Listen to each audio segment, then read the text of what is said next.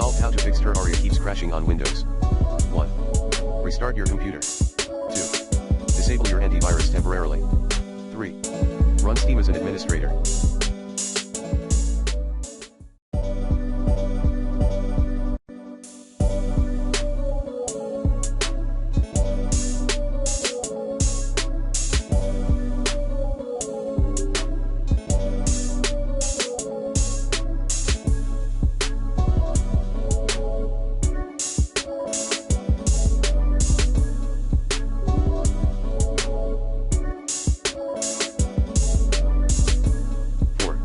Update your graphics driver using the recommended Avast driver updater in this video guide.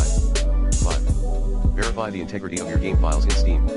6. Run your game, Terraria.exe. In compatibility mode, Windows 8 or Windows 7. 7.